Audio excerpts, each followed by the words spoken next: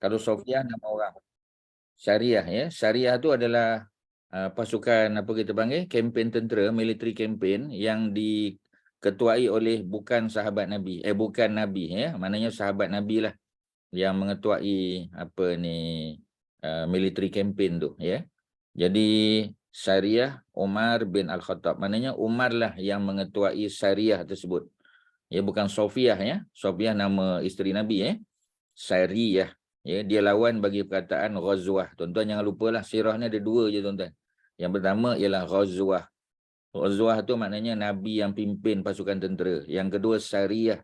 Syariah tu orang lain bukan Nabi. Dalam konteks ini Umar bin Al-Khattab. Pada bulan Sya'ban ya. Sebab apa bulan Sya'ban? Sebab bulan Sya'ban dia bukan bulan Muharram. Bulan Muharram ada 4. Ya, ada bulan Rejab ya. Tu bulan Muharram. Namanya Rejab tapi dia bulan Muharram. Ada Zulkaidah, ada Zulhijjah, ya, ada Muharram, ya, ada 4 bulan. Jadi 4 bulan ni adalah bulan gencatan senjata. Apa makna Muharram? Muharram maknanya yang diharamkan berperang. Jadi dia gencatan senjata. Bila dia gencatan senjata, mana tak boleh lah, ya, tak boleh perang, tak boleh ada ghazwah, tak boleh ada syariah, tak ada. Jadi bulan Syaban okey, Syaban tak ada masalah, boleh. Bulan Ramadan perang ya, perang Badar berlaku bulan Ramadan. Bulan apa ni Syawal boleh ya. Bulan Syawal ni berlaku perang Khandaq bulan Syawal. Berlaku juga apa ni peperangan Uhud juga bulan Syawal. Jadi bulan Syawal, bulan Syaban, Ramadan ni semua bulan yang boleh perang. Ya, ada 8 bulan yang boleh perang, 4 bulan tak boleh. Ya, ulang balik ya, yang 3 bulan berturut-turut Zulkaidah bulan 11 bulan 10 bulan 10 bulan 11 bulan 12 Zulhijjah bulan 12 dan bulan Muharram bulan 1. Ni tak boleh perang 3 bulan. Sebab tu musim haji berlaku pada bulan-bulan ni. Ya, kerana orang nak pergi haji, nak pergi dan balik dalam keadaan selamat. Jadi kena buat dalam bulan Muharram. Dan juga bulan Rejab ya, satu-satunya bulan yang bersendirian ya, dia stand alone. Dia duduk di tengah-tengah ya tahun itu. Sebab nak tunggu balik apa ni Zulkaidah ya, Zulhijjah dengan Muharram tu hujung tahun.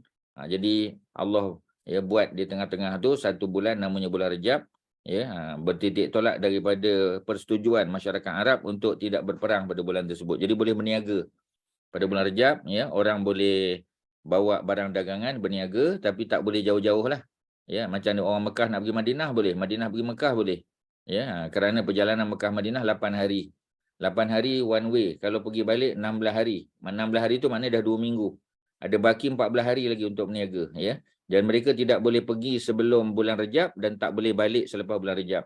Maknanya kalau mereka pergi sebelum Rejab ya, mana bulan Jamadil Akhir ya, mereka akan diserang, diganggu. Balik selepas bulan apa kita panggil bulan Rejab ya, dah masuk bulan Syaban pun boleh diganggu. Jadi mereka kena make sure mereka pergi dan balik within that month itself ya. Kena within that month. Within that month tu maknanya bukan bulan selain bulan Muharram. Kalau nak pergi bulan Muharram boleh, tapi mereka kena bawa tentera, mereka kena ada escort ya, macam tu tuan-tuan. Tuan-tuan kena faham dia punya konsep tu. Okey. Bulan Syaban Rasulullah mendapat ya berita bahawa orang-orang Hawazin ya, kabilah Hawazin, puak Hawazin. Hawazin ni adalah badui padang pasir. Badui yang kaya. Tuan-tuan jangan bayang badui ni miskin papa kedana, bukan. Ya, ada badui yang miskin papa kedana, tapi ini badui yang kaya, ada banyak unta, ada banyak binatang ternakan ya, biri-biri. Ya, mereka ada harta. Ya, yang tinggal di Turbah. Ya, turbah ni daripada perkataan turab. Ya, turbah ya adalah tanah ya, yang kita ambil di muka bumi ni, itu dipanggil turbah. Ada nota kaki di bawah ya. Itu nota kaki yang nombor 2, lembah berhampiran Mekah yang terletak sejauh 2 hari perjalanan daripada Mekah. Ya, 2 hari perjalanan. 1 hari perjalanan lebih kurang 80 km maksimum. 2 hari perjalanan 160 km. Itu maksimum ya. Kadang-kadang perkiraan unta ni ya, tuan-tuan. Sebab tu para ulama Islam tulis detail tentang benda ni. Jadi mungkin tuan-tuan kurang peka benda-benda ni ya, tapi Ustaz share dengan tuan-tuan supaya tuan-tuan boleh catat. Ya, sebab satu perjalanan 1 hari dengan unta, sama ada unta 1 bonggol atau unta 2 bonggol ya. Unta ada 2 jenis. Ya, ada unta 1 bonggol kita panggil Arabian. Satu lagi kita panggil ya Siberian camel. Ya, Trans-Siberian camel ya. Tu Siberian camel ada 2 bonggol macam tu. Tuan-tuan pergi Uzbek, ya, tuan-tuan pergi Tajikistan, Kyrgyzstan, ya, dia punya unta 2 bonggol. Ada beza tak? Ya, beza bonggol, tapi kemampuan untuk berjalan, ya, lebih kurang sama. Ya, maksimum 80 km. Kadang-kadang 60 km dia dah berhenti dah. Jadi anggarannya macam itulah. Kalau 2 hari perjalanan, kita letaklah 60, ya, minimum lah 60 kali 2, 120 km. Dah boleh agak dah. Maknanya bukan dekat sangatlah, ya. Jadi turbah dalam bahasa Arab, turbatun maknanya tanah. Ya, tanah, ya. Kalau plural kita panggil turab, ya, turab. Jadi manusia dicipta oleh Allah Subhanahu Wa Taala daripada turab. Ya, kullukum min Adam wa Adamu min turab. Dalam hadis yang sahih, Nabi kata kullukum min Adam. Setiap kamu datang daripada Nabi Adam. Wa Adamu min turab, dan Adam itu datang daripada turab. Ya, turab tu makna apa? Turab tu makna tanah. Dicipta Adam daripada turab. Bukan Adam saja, ya, semua. Nabi Isa pun sama, tuan-tuan. Ya, sama aja. Inna masalah Isa, ya, sesungguhnya penciptaan Nabi Isa itu kamasali Adam, seperti Nabi Adam. Nabi Adam tak ada mak bapak. Nabi Isa ada bapa, ada mak, tak ada bapa. Manusia lain ada mak bapak, ya.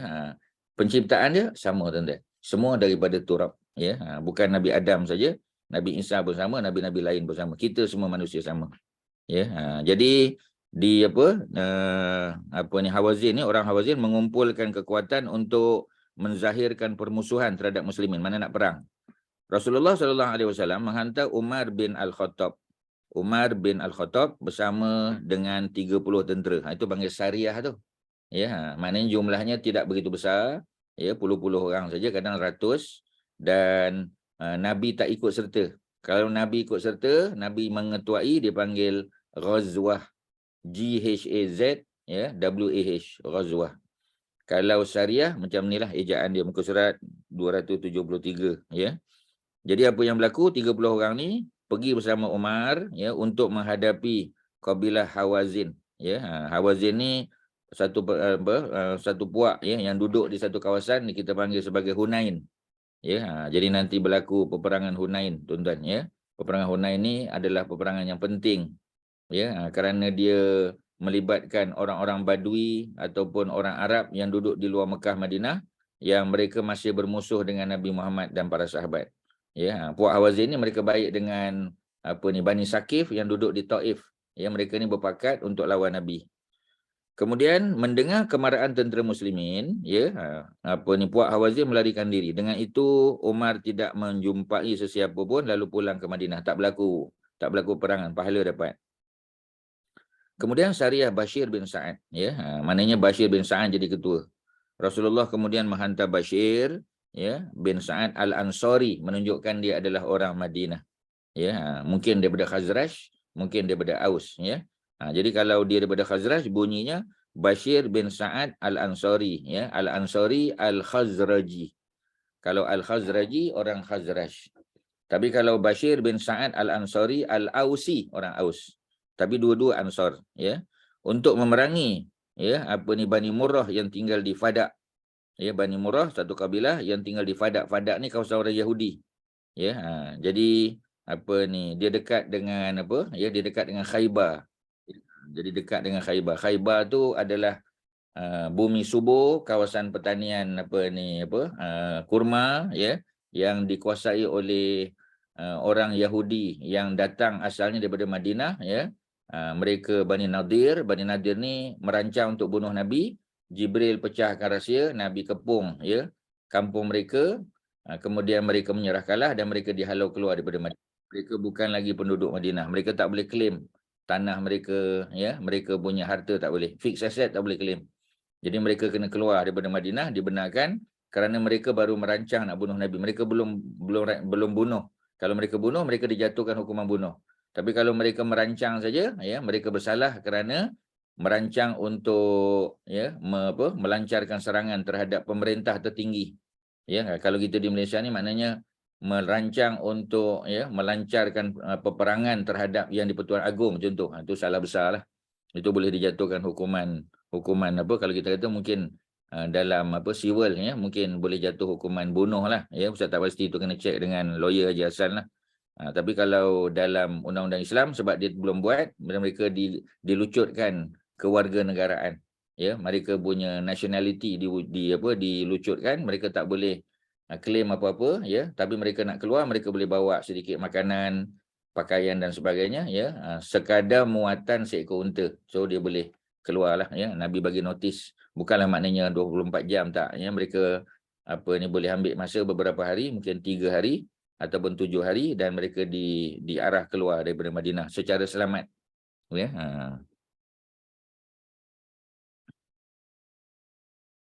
Secara umum, ya, sama, ya, ghanimah, sebab ghanimah ni kalau berlaku perang, macam tadi tak berlaku perang, tak ada harta yang dirampas lah.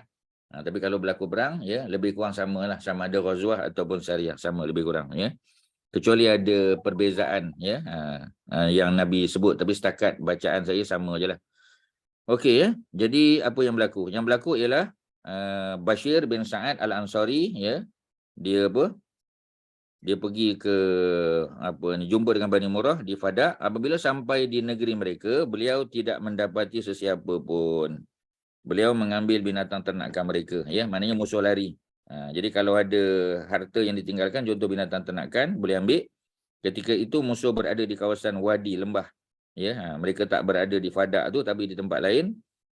Seorang lelaki datang minta tolong dan mereka mengejar Bashir yang dalam perjalanan pulang ke Madinah, ya. Kemudian mereka berjaya menjejaki Bashir pada waktu malam dan panah memanah berlaku, ya. Pada waktu pagi, ya, berlaku peperangan sengit di antara kedua-dua kumpulan tentera sehingga kebanyakan tentera muslimin gugur syahid.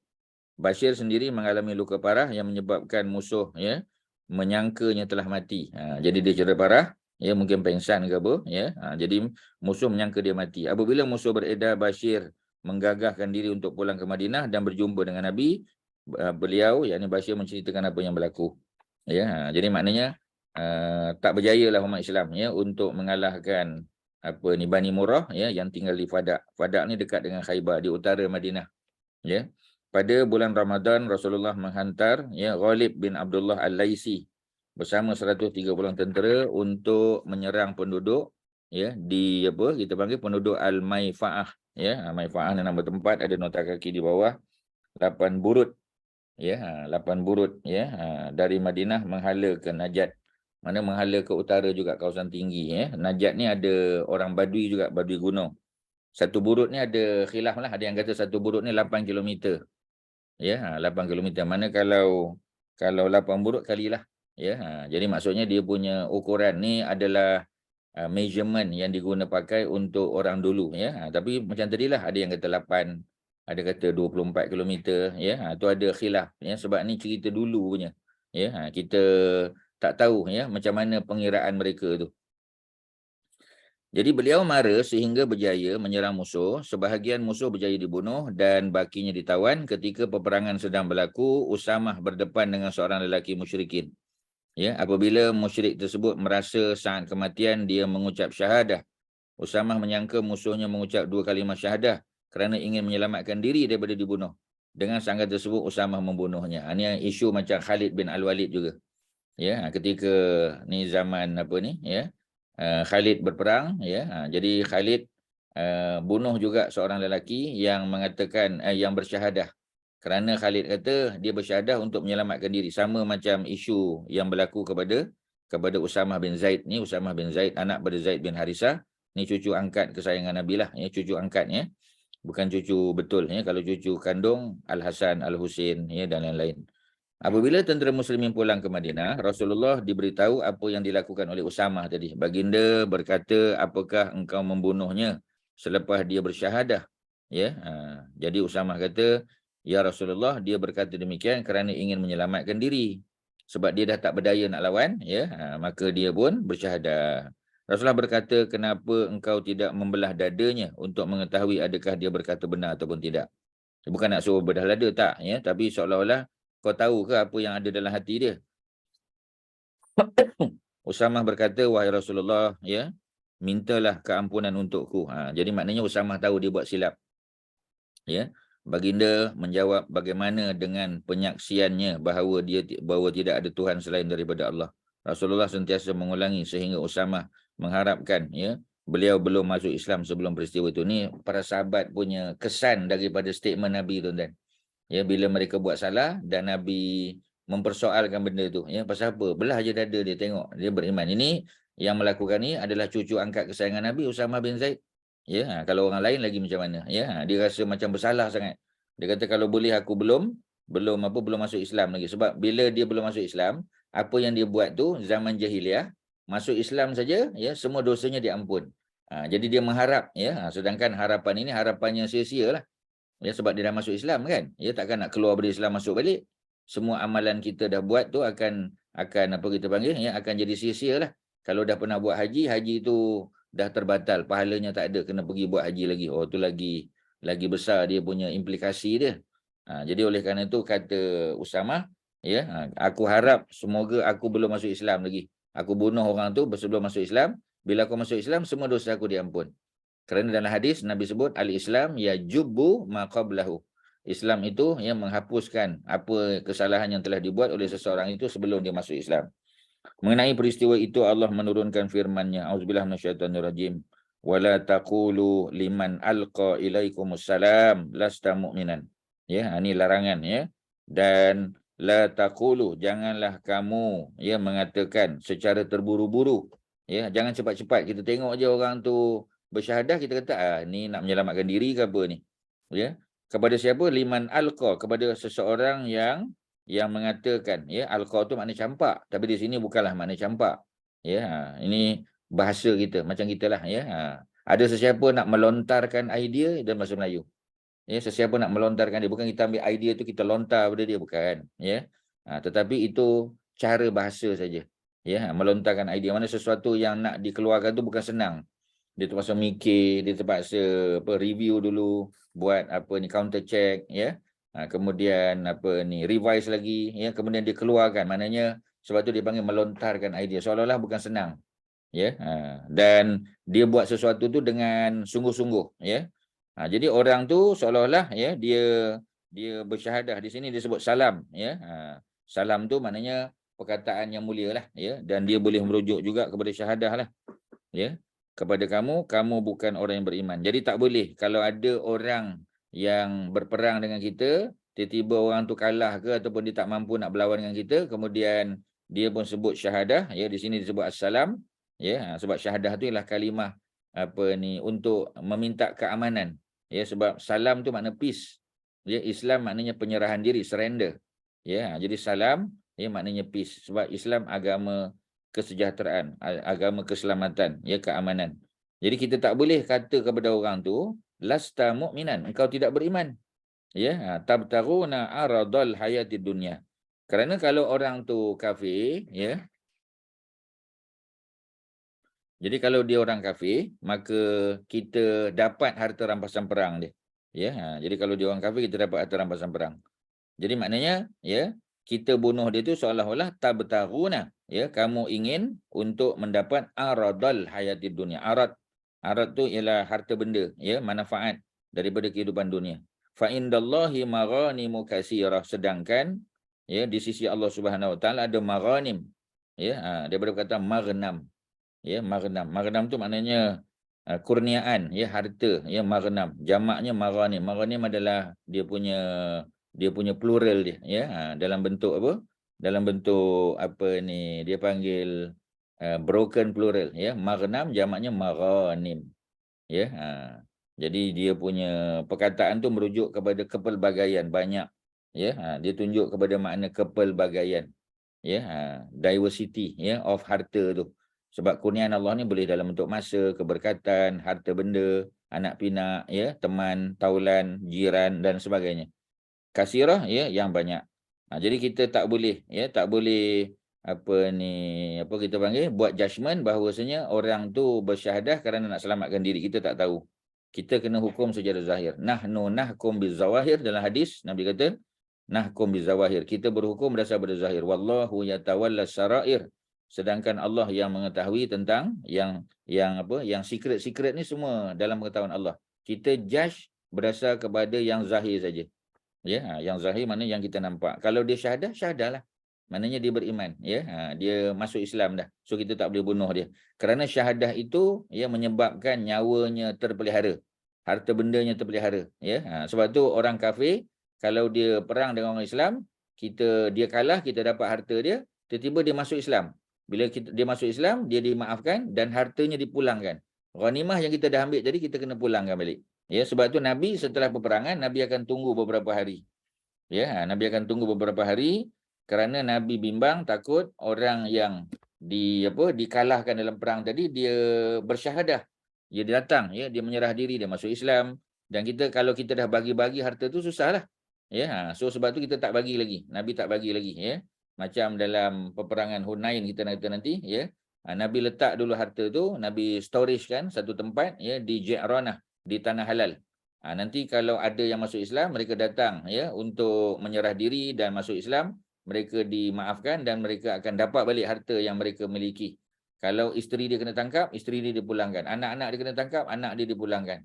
Kalau hartanya dirampas, harta pun dipulangkan. Itu memang kaedah yang diguna pakai oleh Nabi.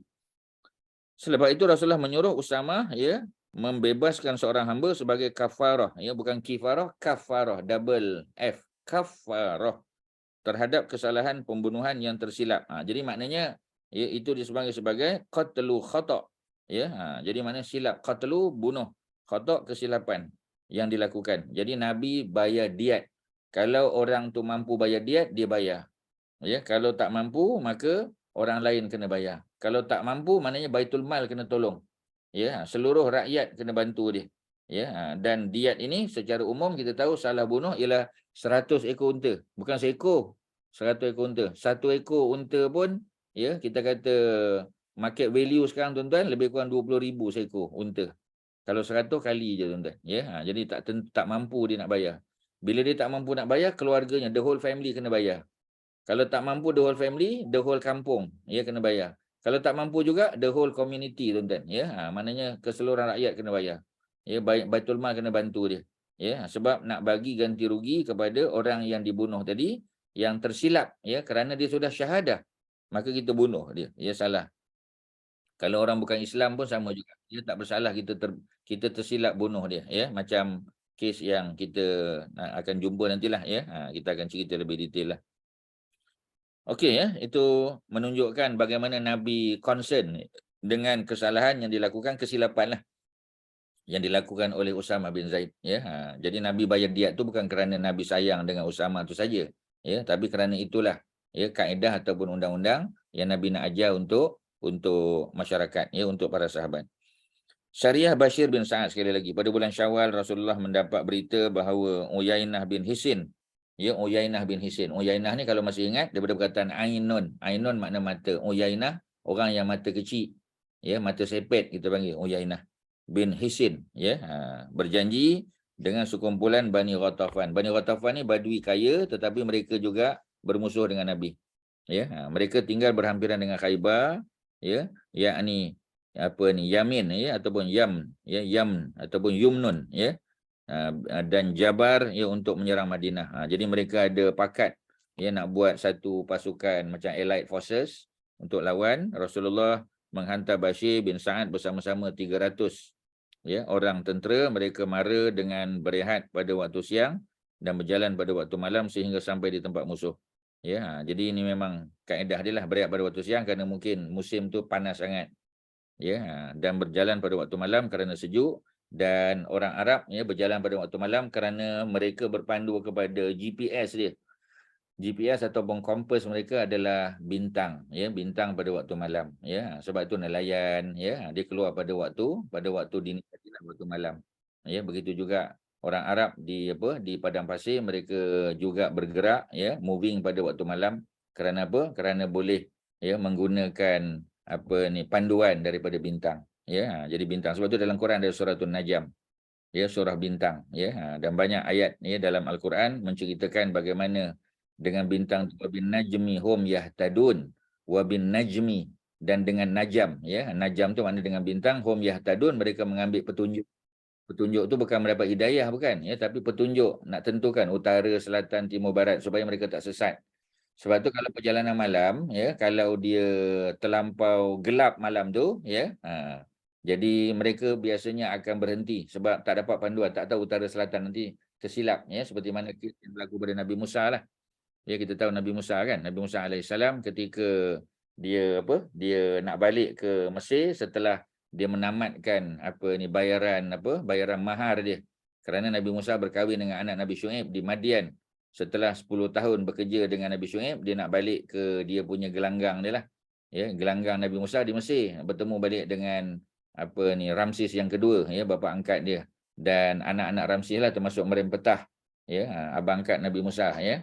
Jadi dia berhadapan dengan mereka untuk berdakwah, ajak mereka memeluk Islam. Dalam perjalanan pulang tu, ya, Nabi Musa berhenti di satu tempat sebab terlalu sejuk, nak hidupkan api tak boleh nak hidup, seperti mana disebut dalam surah Taha, dalam surah Syu'ara pun ada, Al-Qasas pun ada, ya. Dan Nabi Musa, ya, melihat api, inni anastu naran, aku melihat api, ya, melihat, kemudian dalam keadaan gembira lah sebab sejuk, ya, malam tu gelap, tak ada panduan perjalanan. Jadi tiba-tiba nampak kita panggil unggun api. Maka Nabi Musa gembira lah, ya, kerana tahu dah kalau ada unggun api mesti ada orang duduk kat situ, ya, sebab api takkan hidup tiba-tiba je. Nabi Musa pun pergi. Tujuan, ya, ada nampak unggun api itu sebenarnya untuk Allah bercakap-cakap dengan Nabi Musa secara bersendirian, ya, sebab yang nak dilantik menjadi Rasul Nabi Musa. Ya, keluarganya walaupun bersama Nabi Musa, mereka bukan calon Nabi dan Rasul, Nabi Musa saja. Sebab tu Allah buat Nabi Musa meninggalkan keluarganya, ketika itulah Nabi Musa dapat bercakap-cakap dengan Allah Subhanahu Wa Taala, wa kallamallahu Musa taklima, dan akhirnya, ya, Nabi Musa tahu beliau, ya, ataupun baginda adalah seorang Nabi dan Rasul, ya, yang ditugaskan untuk berdakwah kepada masyarakat Mesir. Okey tuan-tuan, ya, itu cerita berjalan pada waktu malam, ya, kerana wabin najmi hum yahtadun, ya, dengan najam tadi, ya, dengan kita panggil, dengan bintang-bintang tadi, mereka mendapat petunjuk jalan utara, selatan, timur, barat dan seumpamanya, ya. Jadi di situ mereka berjaya mendapatkan binatang ternakan yang banyak. Pengembalanya pula melarikan diri, dan apa yang berlaku diceritakan kepada kaum mereka. Ini menyebabkan musuh mereka merasa gentar, lari ke kawasan tinggi, ya, kawasan tinggi dipanggil Najat. Ya, muslimin hanya bertemu dengan 2 orang lelaki yang telah memeluk Islam. Kemudian mereka pulang dengan membawa harta ghanimah ke Madinah, ya. Jadi soalan tadi, adakah dalam syariah juga, ya, harta yang dirampas dipanggil ghanimah? Jawapannya ya, ya. Ini jawapan dia. Muka surat yang ke-275, kitab Nurul Yakin. Ada yang tanya tadi kitab apa? Kitab Nurul Yakin. Ya, fi sirah Sayyidil Mursalin. Tuan-tuan boleh kita panggil, ya, boleh beli Shopee je tuan-tuan, ya. Kalau Ustaz boleh tunjuk, ya, kitab dia. Boleh nampak tuan-tuan, ya, kitab. Nanti mungkin boleh share, ya, apa ni, Haji Syuaib ataupun Sister Shima, ya, boleh share dengan jamaah, ya. Mungkin ada yang baru, ya, yang belum sempat untuk mendapat buku ni. Jadi boleh dapatkanlah, ya, boleh beli secara online saja. Okey, setakat ni ada apa-apa soalan tuan-tuan, ya, di chat, ya. Ada di chat tu, tengok ada soalan tak? Kalau ada soalan live silakan. Kita menggunakan Zoom tuan-tuan, ya. Tuan-tuan dah boleh tanya direct, ya. Tak ada, ya. Kalau tak ada, kita terus pergi ke umrah qada. Ya, tuan-tuan, sirah ni tuan-tuan kena tanya soalan, ya. Kalau tuan-tuan tak faham, tanya perkataan-perkataan tu, istilah-istilah, ya. Tak nak berulang lagi syariah dengan ghazwah tu, ya. Masih lagi bertukar. Ghazwah kalau Nabi yang mengetuai pasukan tentera tu, ya. Ketumbukan tentera tu kalau yang memimpinnya Nabi, ya, kita panggil ghazwah, ghazwah Badar, ghazwah Uhud, ghazwah Hunain, ghazwah Khandaq dan sebagainya. Tapi kalau pasukan tu diketuai, ya, oleh para sahabat dan jumlahnya tidak terlalu ramai, dipanggil syariah, ya. Okey, umrah qada. Ya, umrah qada maknanya umrah yang Nabi rancang kemudian terhalang, ya, dan Nabi kena qada. Ya, sebab bila kita sudah berniat ihram untuk haji atau umrah dan kita terhalang, ya, maka kita kena qada, ya. Kalau haji kena qada tahun depan.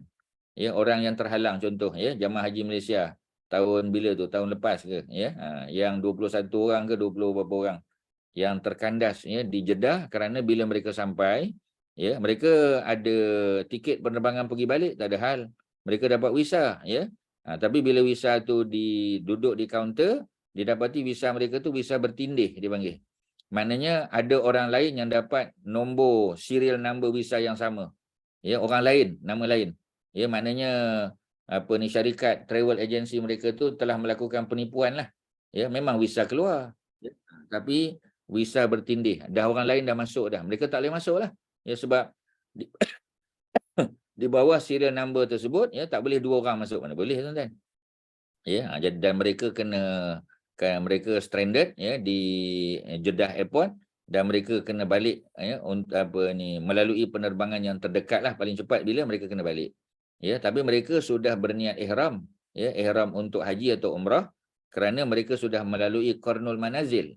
Ya, jadi orang Malaysia terbang daripada KLIA terus masuk ke Jeddah, mereka melalui kawasan Miqat, ya, di ruang udara Qarnul Manazil. Maknanya mereka baru saja berniat ihram umrah, ya, kalau mereka nak buat tamatuk, ataupun mereka berniat ihram haji kalau mereka nak buat ifrad, ya, ataupun qiran, ya.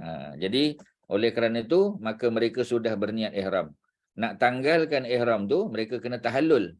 Ya, kalau mereka tak buat haji kerana terhalang tak boleh masuk, maka mereka kena buat apa? Ya, mereka kena tahallul. Tahallul kena menyembelih seekor kambing dan bergunting. Bagi orang lelaki afdal bercukur lah.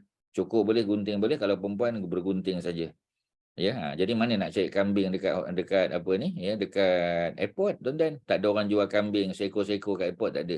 Ya, jadi oleh kerana itu mereka terpaksa menghubungi keluarga di Malaysia, minta tolong keluarga sembelihkan kambing bagi pihak masing-masing, dan selepas diberitahu kambing telah disembelih, maka mereka pun boleh bergunting dan mereka terlepaslah daripada tahallul. Tetapi tanggungjawab untuk mengerjakan umrah atau haji tak terlepas.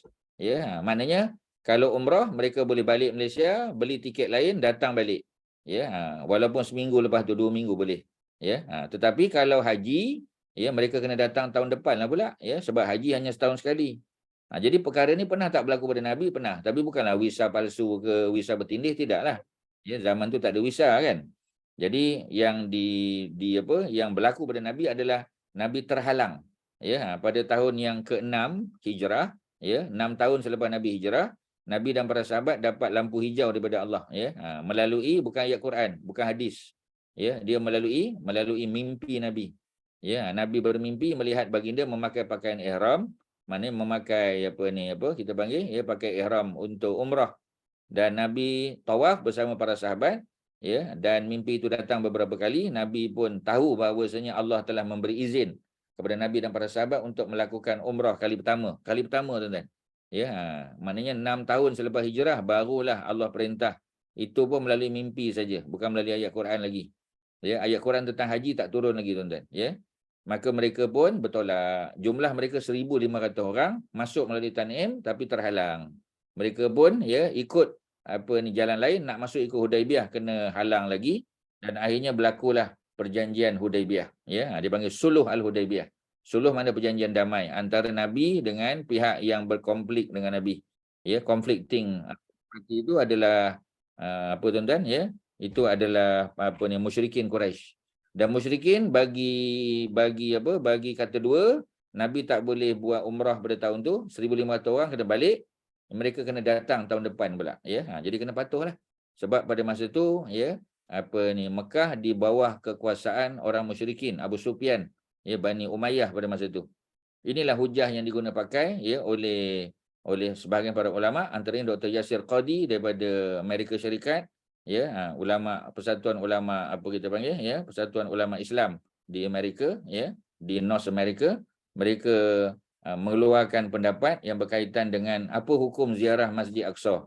Ya, orang duk sebut lagi Masjid Aqsa ni ziarahnya haram, hukum dia berdosa kerana bayar duit visa, ya, kita pergi ke tempat di mana Yahudi kuasai. Jawapannya umrah qada ni jawapan dia, tuan-tuan. Ya, sebab Nabi dan para sahabat tahu tak Mekah pada masa tu dikuasai oleh orang Quraisy? Tahu. Boleh tak Nabi tangguhkan? Boleh. Tapi bila Allah dah perintah kena pergilah. Ya, contoh macam kita kata Masjid Aqsa kan, orang tanya, Masjid Aqsa ni kalau pergi boleh ke? Ya, tak ada pun ayat Quran suruh pergi. Nanti dulu, tuan-tuan, hadis yang sahih dalam Sahih Bukhari ada sebut, dalam Sahih Muslim pun ada. Ya, la tashuddur rihal, ya, jangan kamu bersusah payah untuk berrihlah, berjalan, ya, menziarahi melainkan ila salasati masajid, melainkan ketiga masjid. Ya, jadi jangan susah payah. Ya, nak pergi tempat lain bukan tak boleh, boleh. Ya, tapi 3 tempat ni menjadi tumpuan. Ya, Nabi kata Al-Masjidul Haram, Masjid Haram di Mekah, Masjid Haza, masjid aku ni, Masjid Nabawi, dan Al-Masjidil Aqsa. Ya, hadisnya hadis yang sahih. Allah perintah, Nabi perintah untuk kita pergi ziarah. Dan Nabi tak sebut mesti ziarah ketika mana Masjid Aqsa tu telah dibebaskan oleh orang Yahudi, tak, tuan-tuan. Ya, sudah tentulah orang Islam tertindah di sana.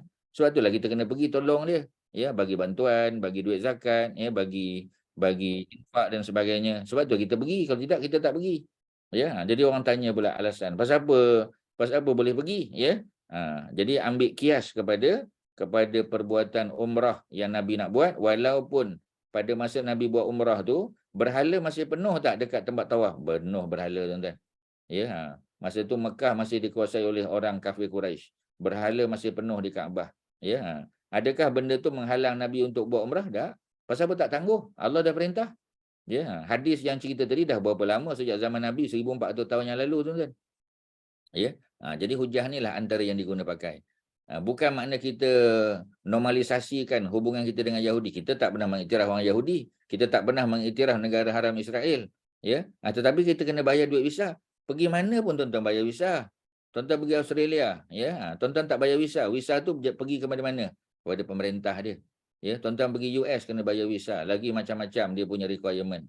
Ya, pergi ke tempat-tempat di negara barat ni kebanyakannya ada visa yang kita kena bayar. Visa tu pergi pada umat Islam ke kepada orang kafir? Pada orang kafir. Siapa yang paling banyak bunuh umat Islam, tuan-tuan? Amerika Syarikat yang paling banyak. Allied Forces dia Australia, ya, Perancis sebagai contoh, ya, Germany dan sebagainya. Mereka lah yang paling banyak bunuh umat Islam di Iraq, di Afghanistan, ya, dan di negeri lain, tuan-tuan. Ya, jadi kalau nak kira adakah kita menormalisasikan hubungan kita dengan barat? Tak. Sebab tu kena baca sirah, tuan-tuan. Baca sirah, tengok panduan daripada Nabi, ya, daripada para sahabat. Baru kita boleh buat hukum. Ya, jangan lompat-lompat, ya, suka-suka hati je buat hukum, tak boleh, tuan-tuan. Ya, baca balik sirah, ya, dan buat kias. Ya, dia bukan Nabi tak ziarah Masjid Aqsa, Nabi ziarah, ya, atas perintah Allah. Ya, kita kata itu sebab Allah perintah. Ya, perintah Nabi dan perintah Allah sama, tuan-tuan. Ya, seperti mana kita kena taat pada Allah, kita taat pada Rasul. Ya ayyuhallazina amanu atii'u Allah wa atii'ur Rasul. Ya, wa ulil amri minkum. Ulil amri pun kena patuh, tuan-tuan. Dengan syarat dia masih solat, ya, dia tidak membuat benda-benda yang bertentangan dengan akidah, kita kata, ya. Jadi kita kena respect lah, ya, kita kena patuhlah pada ulil amri, pemerintah, ahli politik.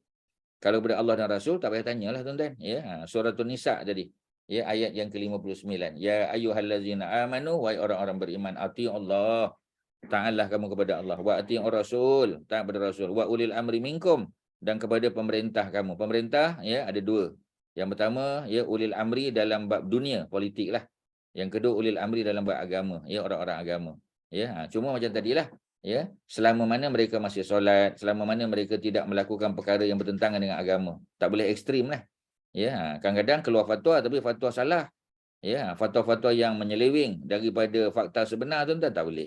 Ya, walaupun yang bercakap tu ustaz, ulama, tuan-tuan. Tapi kalau yang dia cakap tu bertentangan dengan, ya, ayat-ayat Quran dan hadis, nampak secara zahir macam betul. Ya, macam tadi kan, ya, orang kata ziarah Masjid Aqsa tu adalah haram. Ya, selama mana dia duduk di bawah apa kita panggil, ya, di bawah kerajaan haram Israel. Siapa kata, tuan-tuan? Ya, dia kata ada ulama yang sebut macam itulah, macam ni. Ya, nanti dulu, tuan-tuan, ya. Sebab fatwa ni kita kena pakai fatwa, bukan pendapat.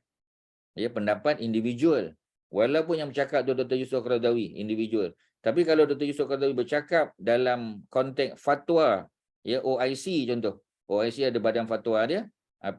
Muslim League juga, ya. Liga Islam juga ada majlis fatwa dia yang dianggotai oleh para pemimpin agama di seluruh pelosok, mana daripada Jordan, daripada Mesir, daripada Qatar, ya, daripada Asia Tenggara, daripada Eropah, mana mereka berkumpul, yang tak ada kepentingan politik, tak ada. Mereka ni ulama-ulama, pure ulama, bukan politician. Ya, sebab di Malaysia kita banyak ulama yang politician. Ya, di apa kita panggil, ya, yang duduk dalam persatuan ulama tu antaranya ialah Dr. Zulkifli Al-Bakri lah. Dan dia bukan ahli politik. Dia dilantik walaupun sebagai Menteri Agama, ya, atas kapasitinya, ya, bekas mufti wilayah dan seorang ahli, ya, persatuan ulama sedunia, tuan-tuan. Jadi kalau dia duduk dalam tu bersama dengan ulama-ulama di seluruh dunia, mereka keluarkan fatwa, ya, contohnya tentang hukum ziarah Masjid Aqsa. Kita kena pakailah yang tu. Ya, tuan-tuan boleh masuk OIC punya website. Boleh masuk Muslim League punya website dan tuan-tuan boleh tengok fatwa. Itu fatwa-fatwa yang sudah diterima di peringkat antarabangsa. Kena pakai, tak boleh emosi. Tuan-tuan, kita tak boleh suka-suka hati, tak boleh. Kalau macam tu, cacah marba lah negara kita, tuan-tuan. Ya, pantang ada ustaz cakap je, kita kata, ini ada ustaz bagi tahu. Ustaz tu individual. Kita kena pakai fatwa, tuan-tuan. Ya, fatwa. Ya, fatwa tu pula mesti di-endorse oleh pemerintah tertinggi. Kalau Selangor, mana Sultan. Ya, kalau di peringkat pusat, yang Bertuan Agong lah, ya, walaupun fatwa Majlis Fatwa Kebangsaan dia tidak bersifat mandatori, maknanya dia bukan binding, ya, memang betul, tak nafi, tuan-tuan. Dia hanya statutory body saja, ya, mana badan penasihat. Tetapi fatwa peringkat negeri kita kena pakai. Ya, kalau Selangor dah keluarkan fatwa tentang sesuatu investment ke apa yang tak patuh syarak, kena ikutlah, tuan-tuan. Ya, kita tak boleh. Ya, macam mana tak boleh, tuan-tuan. Sebab kita duduk Selangor, kena ikut Selangor lah. Perak kena duduk Perak, kena patuh sebab kita rakyat dia. Ya, itu banyaklah kalau nak cerita panjang lah. Amanah saham lah, apa macam-macam, tuan-tuan. Tuan-tuan kena rajin tengok benda-benda ni. Dan ikut perkembangan semasa. Kalau dalam bidang lain, tuan-tuan boleh up to date. Ya, tuan-tuan updatekan maklumat. Pasal apa dalam bidang agama kita tak updatekan maklumat? Fatwa-fatwa semasa. Tentang haji, tentang umrah, ya, tentang ziarah Masjid Aqsa, tentang macam-macam, tuan-tuan. Benda-benda tu kita kena up to date lah. Ya, jadi tak fair lah. Ya, bidang dunia kita up to date, tapi bidang yang berkaitan dengan agama dan akhirat kita tak up to date. Ya, macam mana kita nak jawab depan Allah besok, tuan-tuan? Ya, jadi tu, ya, ustaz sebagai guru agama, ya, yang membimbing tuan-tuan, tuan-tuan kena ambil perhatian benda-benda ni. Ya, okey, umrah qada.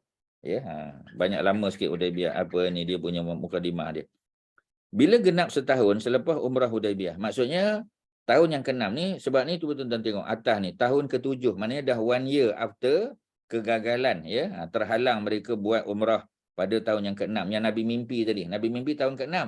Nabi melihat baginda tawaf di sekeliling Kaabah, tuan-tuan.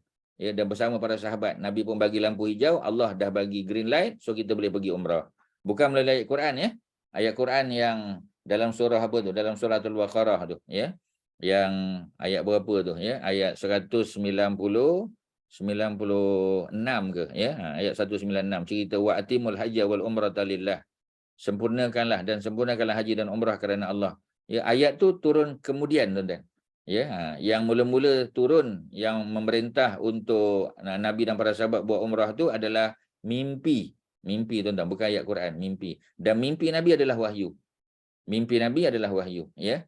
Even kalau mimpi itu dimimpikan oleh yang mimpi itu para sahabat. Ya, contoh macam kita kata siapa tu antaranya, ya, Abdullah bin Zaid contoh, ya, dia mimpi dalam tidur dia didatangi oleh seorang lelaki, malaikat lah, ya, yang berpakaian serba putih mengajar dia lafaz-lafaz azan. Kita dah baca dalam jilid 2 kelas Sirah Moses, ya, kita baca jilid 2 cerita di peringkat awal Nabi hijrah. Jadi dia mimpi dan dia bagi tahu kepada Nabi, ya Rasulullah, aku mimpi malam tadi ada orang datang jumpa aku bagi tahu lafaznya Allahu Akbar, Allahu Akbar, asyhadu an la ilaha illallah, macam yang kita dengar selalulah, ya. Maka ketika dia sedang dia sedang menceritakan kepada Nabi, maka apa yang berlaku? Yang berlaku ialah Omar bin Al-Khattab pun datang. Omar kata, ya Rasulullah, aku bermimpi benda yang sama. Ya, jadi maknanya dah ada penyokong dah. Even kalau Abdullah bin Zaid seorang-seorang pun Nabi terima sebab dia orang beriman. Dia orang yang mengakui Nabi itu sebagai Nabi dan tidak melakukan perkara-perkara yang bertentangan dengan agama. So terimalah. Ya, macam penerimaan orang yang nampak anak bulan kan. Ya, kita tengok tak nampak. Tiba-tiba dia nampak. Kita kena tanya dia, beriman tak pada Allah tu Esa? Beriman. Nabi sebagai Rasul beriman. Ya, dan kita kenal dia orang Muslim. Ya, yang masih sembahyang 5 waktu. Ya, yang masih lagi pegang pada agama. So Nabi terima dia punya penyaksian. Ya, walaupun dia seorang. Ya, jadi maknanya mimpi para sahabat tadi di-endorse oleh Nabi. Ya, so jadi wahyu lah, tuan-tuan. Ya, tapi dia bukanlah tercatat dalam Quran. Ya, di dalam bentuk riwayat dalam hadis-hadis Nabi. Ya, begitu juga tadi kalau mimpi Nabi tak payah tanyalah. Mimpi Nabi lagi lah, tuan-tuan. Ya, dan Nabi Muhammad SAW adalah salah seorang daripada Nabi dan Rasul yang paling pandai mentadbir mimpi. Ya, mentafsir mimpi. Kita selalu sebut hanya Nabi Allah Yusuf AS. Nabi Yusuf pun hebat. Tapi Nabi Muhammad tidak kurang hebatnya dalam bidang mentafsir mimpi, ya. Okey, jadi sebelum setahun selepas umrah Hudaibiyah, ya. Pasal apa disebut umrah Hudaibiyah? Sebab Nabi berusaha untuk masuk, ya, melalui Hudaibiyah. Mula-mula daripada Tan'im. Tapi kita tak sebutlah Tan'im, ya, sebab orang yang nak pergi umrah masuk ke Mekah, mereka akan daripada Madinah mereka akan lalu di apa? Di Bir Ali, ya, ataupun Zulhulaifah dipanggil. Ya, jadi kita tak sebutlah Tan'im tu. Ya, tetapi kemudian bila Tan'im tak boleh, mereka pun masuk ikut Hudaibiyah. Hudaibiyah lagi jauh lah, ya. Hudaibiyah tu lebih kurang 20, mungkin 23 kilometer lah, ya, daripada Mekah. Tan'im lebih dekat lah, ya, dalam 12 kilometer macam tu, ya. Tapi Tan'im, ya, tempat umrah, ya, untuk perempuan, tuan-tuan, ya. Untuk mulakan umrah bagi perempuan afdal di Tan'im, seperti mana Aisyah pernah buat. Tetapi kalau orang lelaki, yang afdalnya di Ji'ranah, tempat Nabi letak barang-barang harta ghanimah tadi, ya, di Ji'ranah, tanah halal juga. Sebab bila kita nak buat umrah, kita dah duduk di Mekah, kita kena keluar ke tanah halal, masuk balik ke tanah haram, ya. Itu memang kaedah dia. Hudaibiyah boleh buat umrah dari situ, boleh, ya, tetapi gagal juga. Maka berlaku perjanjian Suluh Al-Hudaibiyah di sana. Sebab tu, ya, dikenal umrah tu adalah umrah Hudaibiyah yang tidak dapat disempurnakan. Ya, sudah berniat, boleh tahlul, tetapi tanggungjawab mengerjakan umrah tetap terpakai juga. Jadi kena datang balik. Ya, Rasulullah keluar bersama-sama dengan mereka yang dihalang daripada melakukan umrah, ya, Hudaibiyah, untuk melakukan umrah qada. Jadi 1,500 orang yang sudah berniat untuk melakukan umrah tahun Hudaibiyah tu, mereka kena buat balik. Kecuali yang telah meninggal dunia, itu lainlah. Ya, tapi kalau tak meninggal dunia, mereka diwajibkan, ya. Tapi kalau yang sudah meninggal dunia ada niat untuk tu, maka keluarganya lah, ya, yang melakukan apa ni, qada kepada mereka, ya, kita panggil badal, ya, badal umrah, ya. Jadi badal umrah tu boleh dilakukan oleh keluarga ataupun orang yang tidak ada hubungan mahram pun boleh, dengan syarat orang tu pernah buat umrah dulu. Ya, macam haji kan, ya, nak buat badal haji, mestilah orang yang nak buat badal tu mesti orang tu telah buat haji. Kalau dia tak buat haji, macam mana dia nak buat badal untuk orang lain? Tak boleh. Ya, jadi itu dia punya ceritanya. Dan badal tak boleh buat ramai-ramai. Badal ni untuk seorang saja. Mana kalau kita ada 5 orang, ya, kita nak buat badal haji untuk 5 orang, kena ada 5 orang lah. Ya, kena ada 5 orang yang telah buat haji. Satu-satu tu buat untuk satu individual, tak boleh buat sekali. Ya, saya niat untuk buat haji tahun ni untuk 5 orang, tak boleh, tuan-tuan. Ya, kalau macam tu memang boleh bisnes lah, tuan-tuan. Ya, jadi tak boleh, ya, sebab dia fokus kepada seorang saja. Haji agak berat, umrah sama juga. Tapi tak boleh juga niat umrah untuk 2 orang, tak boleh.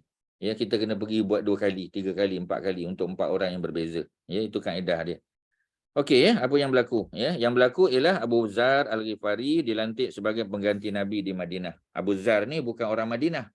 Ya, Ghifari itu menunjukkan dia adalah daripada kabilah, ya, Ghifar, ya, yang duduk di tengah-tengah padang pasir itu. Mereka ni lanun. Ya, mereka ni biasanya rompak para pedagang yang lalu kawasan mereka. Mereka kenakan tol, kena bayar apa kita panggil, ya, kena bayar duit keamanan lah. Ya, jadi dilantik sebagai pengganti Nabi, caretaker Madinah. Binatang korban yang dibawa bersama ialah 60 ekor unta. Ya, jadi maknanya Nabi bawa siap-siap, ya, daripada apa kita panggil, daripada Madinah. Ya, disebut binatang korban. Bukanlah makna Muslim mesti nak berkorban, ya. Tapi ini mana mereka bawa. Ya, kalau haji betul, ya, ada binatang korban kita. Ya, jadi dia punya ni kalau ada yang buat kesilapan lah biasanya. Ya, mungkin ada kesalahan yang dia buat, maka dia kena apa kita panggil, ya, dia kena kafarah, ya, ataupun dia kena bayar dam, ya, bayar denda. Ya, jadi boleh tak bawa daripada Madinah? Boleh, tapi susahlah. Ya, kalau macam kita beli di Mekah siap-siap, ya. Muslimin keluar dengan membawa senjata masing-masing kerana bimbang orang Quraisy akan melakukan pengkhianatan. Jadi boleh bawa. Rombongan ini disertai oleh 100 ekor kuda yang dikendalikan oleh Muhammad bin Maslamah. Muhammad bin Maslamah adalah pegawai tugas-tugas khas, ya. Maknanya apa kita panggil, ya, special apa kita panggil, ya, special forces lah, ya. Beliau ni selalu diamanahkan untuk ambil tindakan kepada orang Yahudi jahat. Ya, macam bunuh siapa, Ka'ab bin Ashraf, seorang seorang pemidato, ya, seorang penyair daripada kalangan Yahudi yang selalu menghina Islam. Ya, sebab penghinaan dia terlalu teruk sangat. Dia hina isteri Nabi, dia hina wanita-wanita muslimah, dia hina Nabi, hina Islam, ya. Maka Nabi arahkan Muhammad bin Maslamah untuk laksanakan tugasnya membunuh Ka'ab bin Ashraf. Kerana dah bagi nasihat, ya dah bagi apa kita panggil, ya dah bagi panduan, dia tak nak ikut. Ya, dia masih lagi menghina, memperlekeh, ya, dan menjatuhkan apa ni muruah, ya, orang-orang perempuan termasuklah isteri Nabi. Jadi kena ambil tindakan. Muhammad bin Maslamah dengan pasukannya 4 orang. Jadi mereka 5 orang semua. Ya, pergi bunuh Ka'ab dan berjaya. Ya, jadi Maslamah ni apa ni pegawai tugas-tugas khas lah, ya. Manakala senjata pula di bawah kendalian Bashir bin Sa'ad tadi tu yang kita sebut Bashir tadi, ya. Jadi Bashir bin Sa'ad ni antara yang tadilah, ya, yang kita sebut dia cedera kan dalam apa ni dalam peperangan tadi, ya. Tetapi selamat dia walaupun cedera parah, ya, tapi musuh ingatkan dia dah mati kan, ya, panjang umur dia. Okey, ya. Jadi Abu Zar ganti Nabi sebagai caretaker, ya. Kemudian apa ni senjata di bawah kendalian Bashir bin Sa'ad, ya, mana senjata kena letak di luar tanah haram, tak boleh bawa, ya. Jadi ada yang jaga. Kemudian nanti mereka bertukarlah, ya, orang yang dah selesai keluar, yang ni Bashir pula masuk. Rasulullah SAW memulakan ihram di pintu masjid, ya, pintu masjid Madinah. Jadi ni ada isu lah, ya, ada isu dia. Sebab apa? Sebab apa pintu masjid Madinah, ya? Memulakan ihram di pintu masjid Madinah. Pakai ihram boleh, tapi niat ihram bukan. Ya, niat ihram di Zulhulaifah. Bila sampai di Zulhulaifah, pasukan berkuda diletakkan di barisan hadapan, dikatakan kepada Rasulullah SAW, wahai Nabi, wahai Rasul, engkau bawa senjata sedangkan mereka mensyaratkan supaya tidak membawanya. Ya, jadi ada apa? Ada teguran daripada para sahabat. Baginda menjawab, kita tidak akan memasuki tanah suci dengan membawa senjata. Tetapi kita letakkan berdekatan dengan kita. Sekiranya ada yang menyerang, kita akan takutkan mereka dengannya. Jadi bukan tujuan untuk berperang, tapi untuk apa kita panggil, ya, untuk langkah berjaga-jaga saja, ya, precaution saja tuan-tuan. Sebab orang Quraisy ni kita tak tahu, dia boleh khianat seperti mana orang Yahudi juga, ya. Jadi ada yang menyerang, kita akan takutkan mereka. Apabila sampai di Marruz Zahran, sekumpulan orang-orang Quraisy bertemu dengan Rasulullah dan terkejut dengan persiapan tersebut. Mereka segera berjumpa kaum mereka untuk memberitahu apa yang dilihat. 2 orang pemuda di kalangan orang-orang Quraisy datang dan berkata, wallahi wahai Muhammad, engkau tidak dikenal sebagai seorang pengkhianat semasa kecil, ya, sebab orang Mekah mestilah kenal Nabi, ya, dan juga semasa dewasa. Kami pula tidak melakukan apa-apa pengkhianatan. Baginda menjawab, kami tidak akan memasuki tanah suci dengan membawa senjata. Senjata itu ditinggalkan, ya. Apabila tiba masanya untuk Rasulullah memasuki Mekah, penduduknya keluar dari situ kerana benci melihat orang Islam yang tawaf di Kaabah. Sebab tawaf mereka berbeza dengan tawaf orang-orang musyrikin, ya. Jadi mereka macam tak sukalah, tapi mereka nak observe, nak tengok apa Nabi buat. Ya, Nabi memasuki Mekah bersama para sahabat dalam keadaan pedang yang tersarung. Bawa juga tapi tersarung. Bukan pedang yang terhunus. Melalui Saniyatul Qada. Ya, Saniyatul Qada ada nota kaki di bawah, ya. Ada nota kaki di bawah, ya, terletak berhampiran dengan Tan'im. Ya, jadi terletak berhampiran dengan Tan'im. Dia punya apa kita panggil, ya. Menampakkan bahu kanan ni semua kita dah tahulah, ya. Ni itibak. Ya. Jadi dia punya apa? Dia punya apa kita panggil, ya.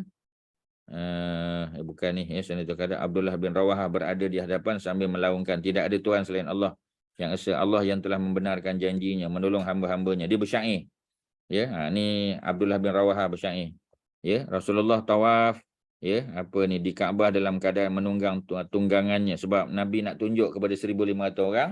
Malah kalau kita tengok dalam kitab lain disebut 2,000 orang datang, 1,500 yang asal, ya, yang umrahnya tertangguh.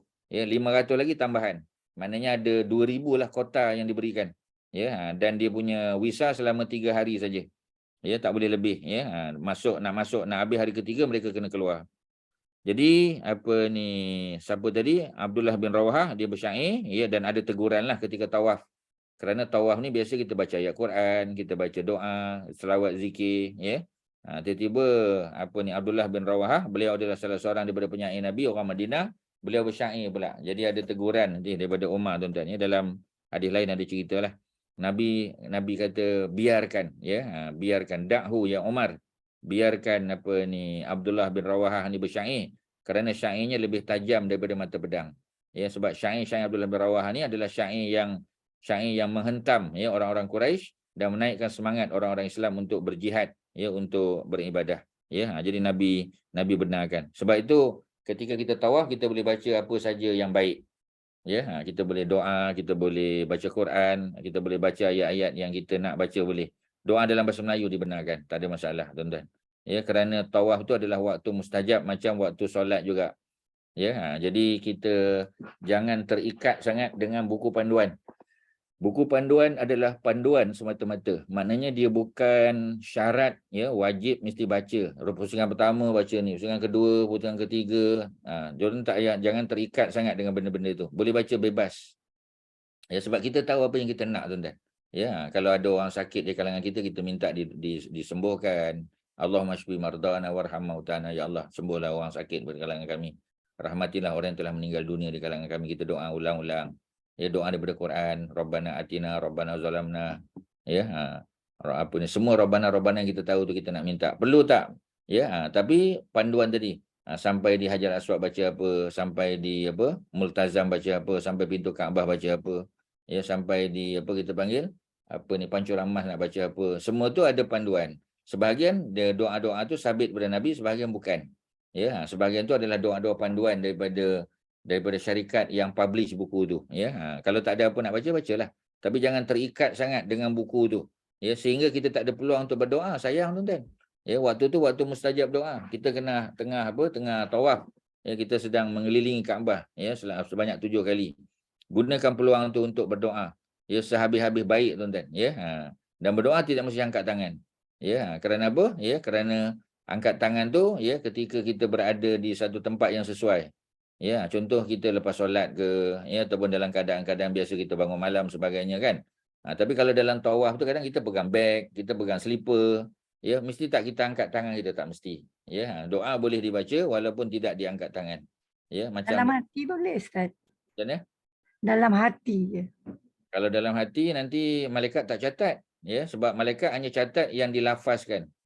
Ya, nanti malaikat hanya catat dia berdoa, tetapi apa kandungan doa. Ya, jadi malaikat tak boleh aminkan, rugi. Ya, sebab itu kita keluarkan juga supaya malaikat boleh aminkan. Kerana malaikat bila diaminkan, itu lagi baguslah doa kita. Ya, macam kita bagi salam kan, Assalamualaikum warahmatullahi. Ya, jadi kalau tak ada orang jawab, malaikat akan tolong jawab. Tapi kalau kita diam aja, ya, jadi macam mana? Ya, kita tak tahu lafaz dia. Ya, jadi untuk mengetahui lafaz, kita kuatkan sikit, tapi janganlah sampai mengganggu orang lain. Dan mudah-mudahan malaikat yang ada di sekitar kita mengaminkan. Itu jauh lebih baik. Ya, ada lain soalan? Silakan. Ada apa-apa? Tak ada, ya. Terus tidak ada Tuhan selain daripada ni, ya. Jadi maksudnya perbuatan Abdullah bin Rawahah ni sebagai isyarat bahawasanya nak baca apa pun boleh masa tawaf. Ya, tidak mesti baca apa yang telah dicadangkan dalam kitab buku panduan tu, cadangan. Nak ikut pun boleh, tak nak ikut pun tak apa. Sebab kita yang tahu apa yang kita nak, tuan-tuan. Ya, macam doa kita kan, ya, imam doa. Ya, jadi imam doa, kalau kita nak doa lain pada imam doa, tak ada masalah. Ya, kita boleh buat sendiri, tak ada masalah. Ya, cuma oleh kerana doa tu dipohon secara umum, ya, dan kita pun ada situ. Doa tu pula doa baik. Boleh tak kita amin? Tak salah. Nak amin tak salah. Ya, cuma kita jangan kata lepas pada apa ni doa daripada solat, ya, imam tu mesti berdoa dan mesti diaminkan, tak mesti. Bergantunglah, kalau ada orang yang ada urusan dia nak keluar cepat pun tak ada hal. Dia boleh baca doa dalam kereta, dalam perjalanan, boleh je, tuan-tuan. Kita jangan terlalu rigid sangat, ya, dengan bab yang berkaitan dengan doa. Doa kena doa. Ya, tapi sebelum doa zikir dulu. Zikir itu yang utama.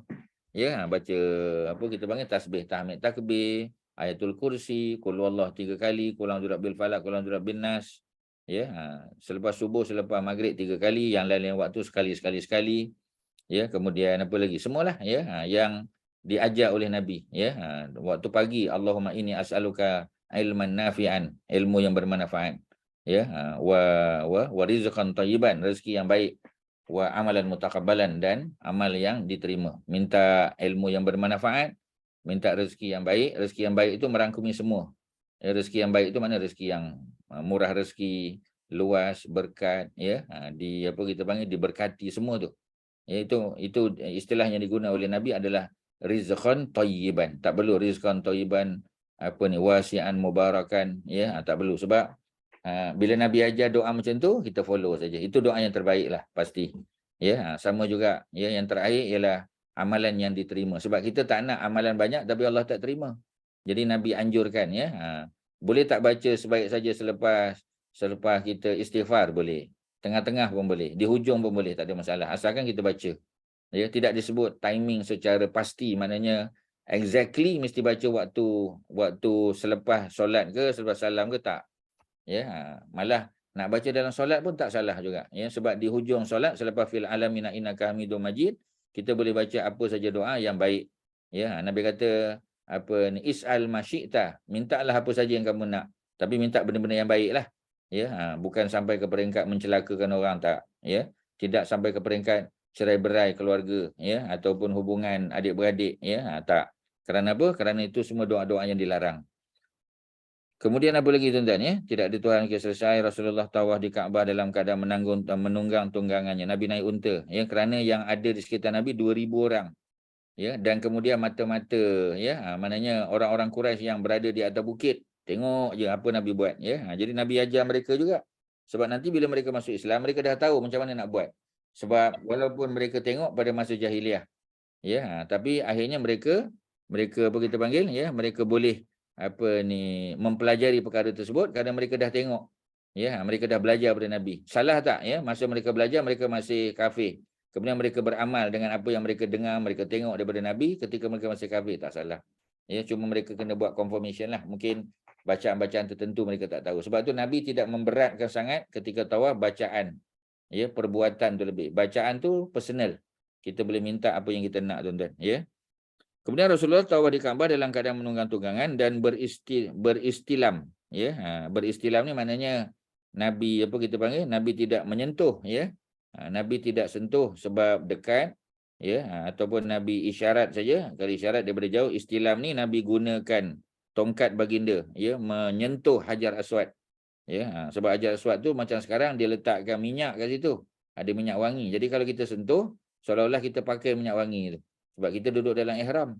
Ya, sebab tu bila duduk dalam ihram ni kita tak lalulah kedai jual minyak wangi, masuk kedai minyak wangi nanti dia sembuh pada kita. Macam mana, ya? Jadi kita dianggap menggunakan minyak wangi pula, ya. Sebab tu kena jaga-jagalah. Bila kita nak pakai ihram, memang sunat kita berwangi-wangi sebelum pakai ihram. Masalahnya nanti bila kita pakai ihram tu, ya, minyak wangi tu kena pada kain ihram. Bila orang lelaki contoh dia nak masuk toilet, dia tanggalkan ihram atas tu, ya, dia sangkut dekat pintu. Nanti bila sedangkan kat ihram tu dah kena minyak wangi. Nanti bila dia nak pakai balik, ya, dia memang tak pakai minyak wangi, tapi dia pakai kain yang sudah ada minyak wangi padanya. Sebagian ulama kata tak boleh lah. Ya, dia kena denda nanti, dia kena dam. Sebab dia dianggap memakai minyak wangi. Sedangkan dia tak pakai, dia pakai sebelum. Ya, tapi bila minyak wangi itu kena pada kain ihram dia, masalahnya ditanggalkan. Kalau dia tak tanggalkan, dia letak kat badan je, okeylah. Ya, macam nak tidur contoh kan. Ya, dia sampai waktu malam, mengantuk dah, ya, nak buat umrah pagi besok. Jadi dia tidur dengan pakaian ihram dia. Kalau orang lelaki kadang, ya, dia tak pakai baju lah, ya. Kain ihram tu dia sangkut, dia tidur pakai selimut. Salah tak? Ya, selimut tak boleh tutup lah. Ya, dan selimut tu tak boleh bergelung kan. Macam kain blekat tak boleh pakai lah sebab dia berjahit. Ya, tapi macam tadilah, ya, bila dia buat tu maknanya dia gantung kain ihram yang sudah kena minyak wangi. Nanti pagi besok bila dia nak pergi subuh dan nak tawaf, ya, nak siapkan umrah dia ambil balik. Bila dia pakai itu seolah-olah dia memakai pakaian, dia memakai minyak wangi. Itu perbincangan ulama lah. Ya, jadi lebih selamat kalau kita tak buat benda macam tu. Jadi walaupun memakai minyak wangi sebelum memulakan ihram tu sunat, tetapi untuk mengelakkan daripada kadang-kadang kita, orang lelaki lah, perempuan mungkin tak ada masalah. Ya, orang lelaki dia pakai ihram tu, dia nak masuk tandas lah biasa. Ya, dia akan letak dekat pintu, ya. Dia akan sangkut dekat tiang ke mana-mana, nanti dia pakai balik. Itu isunya, tuan-tuan. Ya, jadi lebih selamat untuk kita elak daripada memakai minyak wangi lah, ya, sebab takut benda tu boleh berlaku. Istilam, ya, maknanya Nabi gunakan tongkat. Nabi tak sentuh dengan tangan. Nabi tidak isyarat saja. Kalau kita jauh isyarat saja kan, ya, isyaratan, dengan secara isyarat. Istilam, Nabi guna tongkat baginda, ya, untuk menyentuh Hajar Aswad. Baginda mengarahkan para sahabat supaya mempercepatkan langkah pada 3 pusingan tawaf yang pertama, ya. Tawaf yang pertama tu, ya, dia panggil taramul. Taramul tu maknanya lari-lari anak lah bahasa Melayunya. Ya, berlari-lari anak untuk 3 pusingan pertama. Kalau kita ada ruang, ya, tapi kalau sempit dengan penuh orang bulan Ramadan terutamanya musim haji, tak boleh lah nak lari macam mana tuan-tuan, ya, tak ada tempat nak berjalan pun sendat kita kata, ya.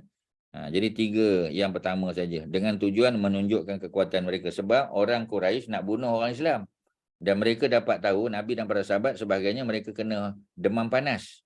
Ya, jadi Nabi arahkan para sahabat untuk berlari-lari anak di 3 pusingan pertama, ya, supaya nak bagi tahu pada orang kafir Quraisy kami tak sakit, kami sihat. Dia ada dia punya psikologinya kat situ tuan-tuan, ya. Jadi Nabi diarah oleh Allah, jadi Nabi buat. Jadi sampai sekarang pun sama. Walaupun kita sihat, tak ada apa-apa, 3 pusingan pertama saja. Tak payah buat 7. 3 saja, ya. Ini ambil daripada apa yang Nabi telah tunjuk. Okey, ya. Jadi pada hari ini orang Quraisy kata mereka yang ditimpa demam, ya, demam Madinah akan melakukan tawaf, ya, sebab Madinah terkenal dengan humma. Humma tu maknanya demam panas. Yang Nabi ketika hijrah ke Madinah, Nabi telah minta Allah pindahkan humma itu ke Juhfah. Ya, Juhfah tu adalah tempat mikot bagi orang yang datang daripada utara. Ya, kalau Kanu Manazil tadi bagi kita yang datang daripada daripada ni Asia Tenggara lah. Ya, kalau daripada Iraq datang, orang Iran, orang Iraq, dia Zaitun Irkin, ada tempat lain pula. Ya, kalau kita datang dari Taif, Kanu Manazil. Ya, ataupun kita lah, ya, Kanu Manazil. Ya, tapi kalau orang yang singgah di Madinah dulu, Zulhulaifah atau Bir Ali. Tapi kalau daripada utara, daripada Jordan, daripada Syria, daripada Turki, Jufah pula. Kalau daripada selatan dulu kalau naik kapal, ya Lamlam. Maknanya tempat-tempat yang berbeza tapi dengan niat dan cara yang hampir sama, tuan-tuan. Tak ada beza lah. Ya, semua tempat tu boleh kita miqat bagi orang yang nak masuk tanah haram. Kalau yang dah duduk di tanah haram, itu dia keluar ke tanah halal lah. Ya, perempuan di Tan'im, lelaki di Ja'ranah, boleh juga di Hudaibiyah. Ya, itu 3 yang paling utama yang ada cerita pada zaman Nabi. Ya, Tan'im sebab isteri Nabi Aisyah yang tawaf, ya, memulakan ihram daripada situ. Ja'ranah Nabi personally daripada Ja'ranah. Ya, Hudaibiyah Nabi juga pernah berusaha untuk buat umrah daripada Hudaibiyah tapi terhalang. Jadi itulah, ya, yang ada sejarah dan ada contoh, ya, daripada Nabi. Okey, ya, kemudian apa lagi? Jadi tujuannya menunjukkan kekuatan mereka lah, ya. Kekuatan mereka tu maknanya nak bagi tahu pada orang Quraisy kami tak demam, ya, sebab Madinah terkenal dengan humma al-Madinah, humma Yasrib. Ya, Nabi minta kepada Allah supaya diangkat demam panas daripada Madinah, ya, wabak itu dipindahkan ke Juhfah. Jadi maksudnya boleh tak kita buat macam tu? Boleh. Tapi dengan syarat tempat yang kita nak pindahkan tu tempat tak ada orang duduk. Juhfah tak ada orang duduk, ya. Jadi sebab tu kerajaan Arab Saudi telah memindahkan mikot daripada Juhfah tu ke apa kita panggil, ya, ke tempat lain. Ya, ke Robil, ya, Robil. Robil tu dia punya latitude sama. Latitude dengan bandar Juhfah tu sama. Ya, jadi sebab tu kerajaan Saudi telah pindahkan. So kita tak perlu pergi ke Juhfah, Juhfah kawasan wabak penyakit. So kita pergi ke Robil tadi. Robil tu berada di tepi dekat dengan pantai inilah, ya, Laut Merah. Ya, jadi kalau daripada utara kita nak singgah di situ. Ya, bukan kalau macam kita naik kapal terbang, ya, kita daripada Kanu Manazil lah. Tetapi kalau kita sampai di Jeddah, ya, kita turun baru teringat belum niat, ya, so kita kena denda lah. So kita kena bayar dam lah, seekor kambing kerana tidak niat di miqat. Ya, jadi benda-benda yang berkaitan dengan haji, terutamanya tentang umrah pun kena belajar betul-betul lah, ya, supaya kita tidak buat kesilapan. Seperti mana sekarang banyak orang buat silap, ya, kerana mereka naik train daripada Madinah. Bila naik train daripada Madinah tu banyaklah benda-benda yang kadang-kadang terlepas pandang sebab dah tak pergi Bir Ali, Zulhulaifah tak pergi, ya. Jadi kat mana nak niat tu? Jadi benda-benda tu menjadi isu lah yang dulu tak timbul isu tu tapi sekarang bertimbul sebab orang naik train. Ya, memanglah train tu senang 2.5 jam dah sampai dah. Ya, tetapi macam tadilah, ya, banyak orang terlepas pandang. Ya, dia tak niat, ya, semasa nak masuk tanah haram tu mereka tak niat. Mereka kena Mereka kena bayar dam, tuan-tuan, ya, dan damnya adalah seekor kambing.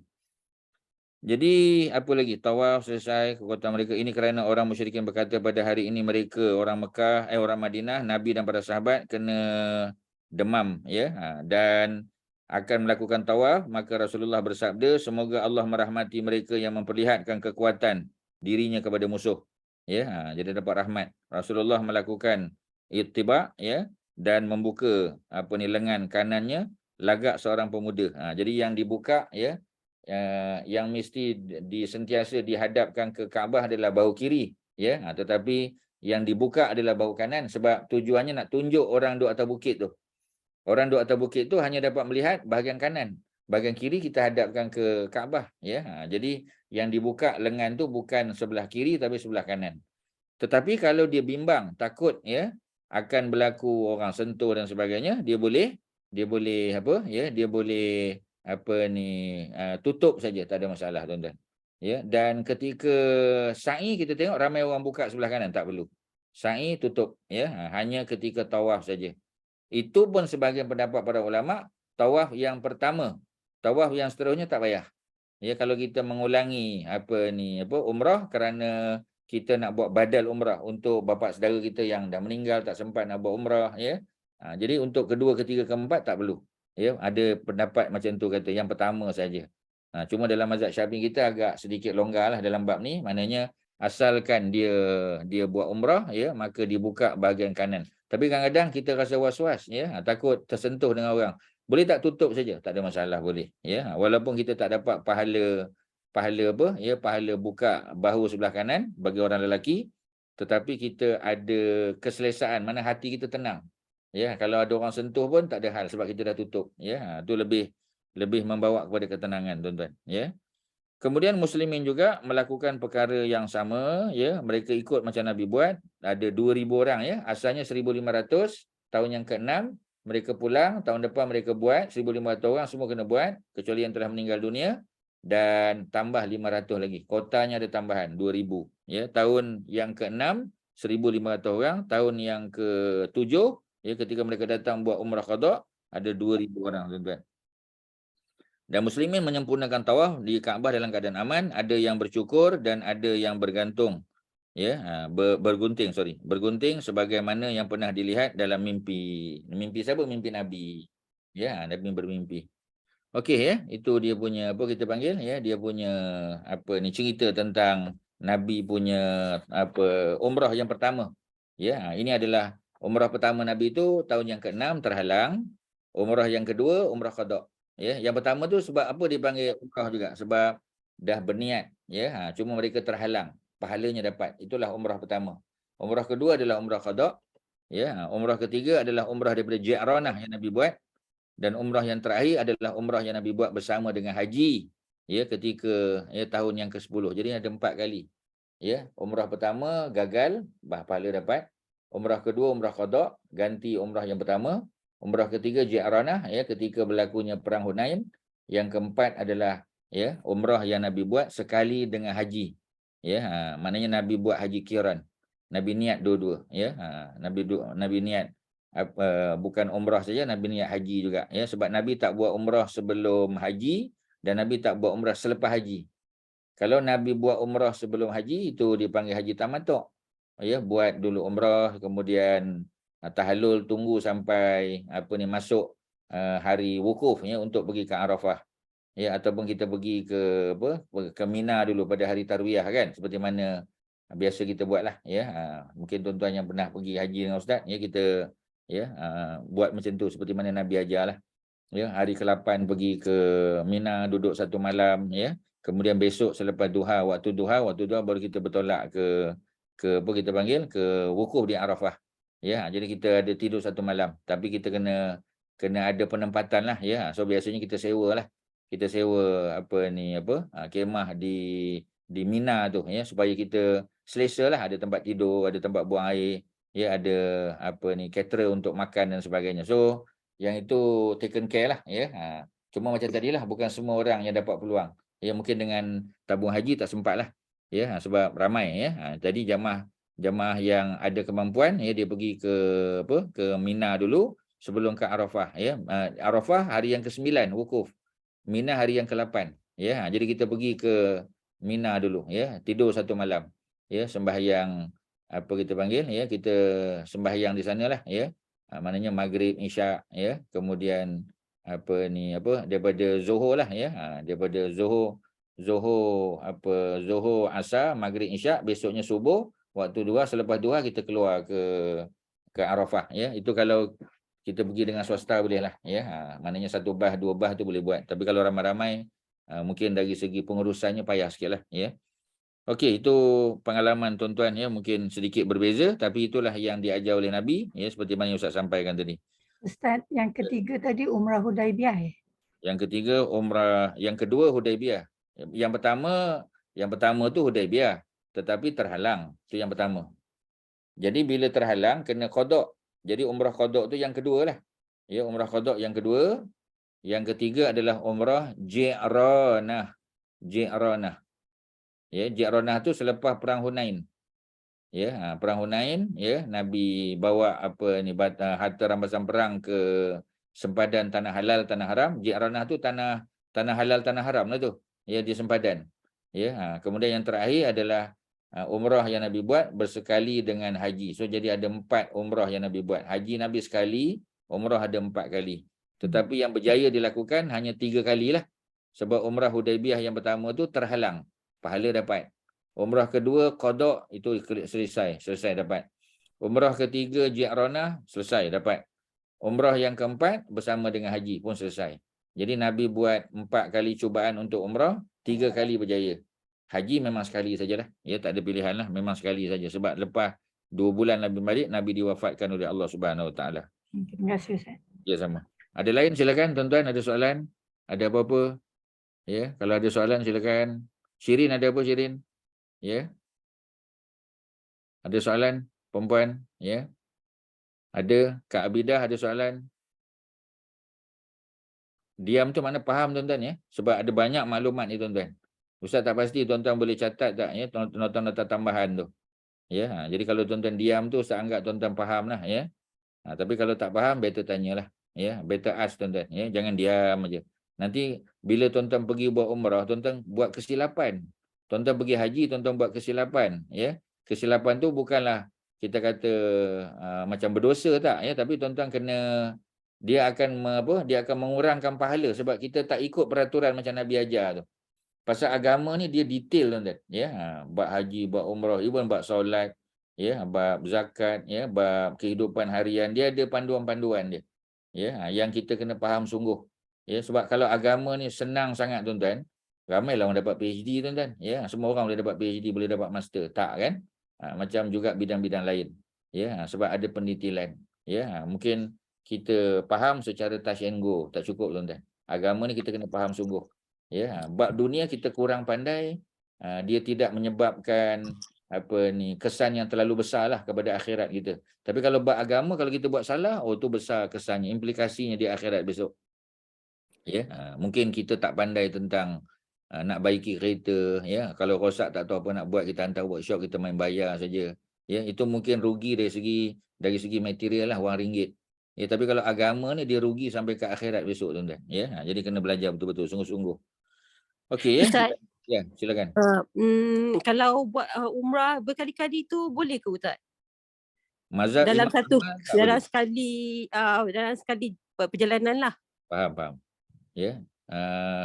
Dalam mazhab Syafi'i dibenarkan, ya, tapi digalakkan buat untuk badal. Yang pertama kita datang buat untuk kita, kemudian yang lain tu badal saja. Ya, bukan untuk kita lagi sebab cukup sekali. Ya, kita nak buat badal untuk mak saudara, untuk abang kita, untuk kawan baik kita, itu kita buat badal. Kepada mereka yang tak pernah buat lagi lah. Kalau mereka dah buat, kita tak payahlah buat badal untuk mereka. Ya, itu dalam mazhab kita Syafi'i agak longgar sikit. Mazhab Imam Malik tak boleh. Datang sekali, ya, buat sekali saja. Yang lain tu banyakkan tawaf. Sebab Nabi tunjuk, ya, Nabi duduk 21 hari, Nabi tawaf je tuan-tuan. Banyakkan tawaf, ya. Nabi duduk 21 hari. Pakej tuan-tuan hanya 12 hari, 14 hari contoh, ya, 16 hari kan. Ya, Nabi duduk 21 pun Nabi tak mengulangi umrah. Ya, Imam Malik kata sekali pergi, sekali umrah. Kalau nak buat umrah lagi, balik ke kampung balik, datang balik. Itu mazhab Imam Malik ketat. Ya, macam orang Morocco, kalau kita tengok orang Morocco, Algeria, Tunisia, dia buat sekali je. Ya, dalam mazhab Hambali ni maknanya orang Saudi, ya, orang daripada Gulf State, Qatar, ya, Emirat ni semua yang mazhab Hambali. Ya, mereka juga buat sekali je. Kalau nak tambah juga, mereka buat badal. Ya, badal umrah. Ya, kita yang buatlah, tapi badal umrah untuk orang yang tak pernah buat lagi. Yang itu dibenarkan. Tapi kalau saja-saja nak tambah, mazhab Imam Malik dan mazhab Imam Ahmad tak. Ya, dia tak buat macam tu. Mazhab Syafi'i agak longgar, tuan-tuan. Kita ni agak ringan sikit, ya. Tapi macam tadilah, walaupun ada kebenaran, ya, tapi jangan banyakkan sangat umrah tu, ya. Sampai kita kata kadang satu hari sampai buat 2, sampai letih lesu, ya, flat kita. Islam tak suruh macam tu. Ya, tapi tawaf dibanyakkan. Even kalau kita tak larat, kita nak tawaf pakai skuter, silakan, tak ada hal. Ya, boleh tuan-tuan. Sebab dah tak larat, ya. Kerana masa kita sihat, masa kita muda dulu, kita memang berjalan kaki. Bila sampai satu waktu kita dah tak ada kuasa, tak ada kemampuan, ya, kita gunakan skuter, guna wheelchair, boleh tak? Tak ada masalah. Adakah pahala dikurangi? Mudah-mudahan tidak. Kerana dalam hadis yang sahih Nabi kata, ya, orang yang sakit, orang yang musafir, ya, tetap dicatat pahala macam masa dia ibadah masa sihat dulu, ataupun dia ibadah masa dia tidak musafir. Ya, sebab musafir ada banyak keringanan. Tetap pahala dicatat macam kita mukim juga. Malah lebih besar lagi tuan-tuan. Kalau kita ambil rukhsah kan, kalau kita jamak qasar dan sebagainya. Jadi tak ada hal lah, boleh je tuan-tuan, ya. Jadi jangan terlalu diperbanyakkan umrah, bukan tak boleh tuan-tuan, ya, tapi sebab pandangan-pandangan para ulama tadi. Kemudian contoh Nabi, sebab Nabi contoh. Bila Nabi tak buat, ya, lebih selamat kita tak buat. Kalau nak buat juga, badal umrah. Dia ada dia punya exit plan dia tuan-tuan. Nak buat juga, dia kata, sayang Ustaz, saya dah banyak, dah datang ni bukan senang, pandemik tak datang, dah bertahun tak pergi, ya. Nak buat umrah juga, umrah, badal umrah untuk orang lain. Ya, ada kawan-kawan kita kan, ya, yang tak pernah buat, mak saudara, bapak saudara tak ada kemampuan, ya. So kita buat badal untuk mereka tuan-tuan. Ya, sebab kita tahu mereka memang dah uzur contoh. Ya, especially orang uzur memang tak boleh datang dah. Ya, nak datang dengan kapal terbang walaupun business class tak larat dah. Ya, nak dipapah, nak dia susah tuan-tuan, ya. Jadi kita buat badal untuk mereka. Itulah cara penyelesaian dia. Okey, kita habiskan muka surat 276, ya, supaya kita boleh masuk terus akan datang tahun ke-8 Hijrah, ya, minggu depan insya-Allah, ya, ada tahun ke-8 Hijrah lah, ya. Minggu depan ni ada sekali lagi kan. Kita gantilah kalau pihak ni bersetujulah ataupun cukup untuk tahun ni, nanti pihak PMP akan bagi tahu berkahwin dengan Maimunah binti Al-Haris, ya. Ketika di Mekah, Rasulullah berkahwin dengan Maimunah binti Al-Haris, ya, Al-Hilaliyah. Ya, jadi salah tu tuan-tuan, ya. Tuan-tuan tambah berkahwin dengan Maimunah binti Al-Haris. Ya, bukan binti Al-Hilaliyah, tak boleh, ya. Binti Al-Haris. Ya. Maimunah binti Al-Haris Al-Hilaliyah baru betul. Maknanya Al-Hilaliyah tu bukannya Al-Haris. Al-Hilaliyah tu adalah gelaran untuk Maimunah sebab dia daripada Bani Hilal, kabilah Hilal.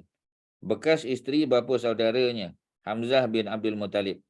Ya, jadi Nabi punya bapa saudara Hamzah bin Abdul Muttalib, ya, syahid dalam perang Uhud, ya. Jadi isterinya Maimunah binti Al-Haris, ya, jadi balulah.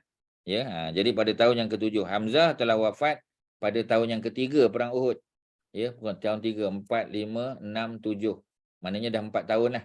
Setelah Hamzah meninggal, Maimunah masih lagi belum berkahwin dengan sesiapa, maka Nabi ambil Maimunah, ya, bekas ibu saudaranya sebagai apa tuan-tuan, ya, sebagai isteri Nabi. Boleh tak? Jawapannya boleh. Tak ada masalah. Ya, dan Maimunah binti Al-Haris, ya, beliau adalah adik kepada ibu saudara Nabi, ya. Ibu saudara Nabi Muhammad dan juga ibu saudara kepada Abdullah bin Al-Abbas. Ya, maknanya Abdullah bin Abbas ni anak Saidina Abbas kan. Jadi anak Saidina Abbas, Abdullah ni mak kepada Abdullah ni, maknanya isteri Al-Abbas tu adik-beradik dengan Maimunah binti Al-Haris. Ya, nama isteri Saidina Abbas ataupun mak kepada Abdullah tu adalah Lubabah binti Al-Haris. Lubabah binti Al-Haris maknanya dia kakak kepada Maimunah tadi. Ya, Lubabah binti Al-Haris adalah kakak kepada Maimunah binti Al-Haris. Jadi Maimunah binti Al-Haris pula, beliau adalah bekas isteri kepada Hamzah, bapa saudara Nabi. Boleh tak? Ya, bapa saudara kita kahwin dengan mak saudara kita, kemudian bapa saudara kita meninggal ataupun bercerai hidup, kemudian kita ambil, ya, bekas mak saudara kita sebagai isteri kita, tak ada masalah tuan-tuan. Ya, macam Saidina Ali berkahwin dengan bekas kakak ipar dia. Kakak ipar dia tu mana isteri pada abang Sayyidina Ali, Ja'far. Ja'far meninggal. Ya, jadi isterinya jadi balu. Ya, akhirnya nanti Sayyidina Ali ambil apa ni Asma binti Umais, isteri abang dia tu sebagai isteri Sayyidina Ali. Tak ada hal, boleh tuan-tuan. Beliau adalah perempuan terakhir yang dikahwini oleh Rasulullah, dan baginda tidak duduk sekali kecuali selepas keluar dari Mekah. Ketika mereka berada di Sarif, ada nota kaki di bawah tu lah. Terletak berhampiran dengan Tan'im. Maknanya dah keluar daripada Tan'im. Maksudnya nak bagi tahu, Nabi berkahwin selepas melakukan umrah. Nabi berkahwin tu selepas melakukan umrah, bukan dalam ihram, tak boleh. Dalam ihram berkahwin mana boleh? Mengawinkan orang pun tak boleh, berkahwin lagi tak boleh. Apabila keluar daripada Mekah, baginda mengarahkan mereka yang ditugaskan untuk menjaga kuda supaya pergi ke Kaabah dan bertawaf. Yang jaga kuda, jaga senjata duduk luar tu ganti pula. Mereka melaksanakan arahan tersebut. Kemudian Rasulullah pulang ke Madinah dalam keadaan gembira dan lega kerana Allah telah merealisasikan mimpi Nabi tadi. Selesailah tuan-tuan.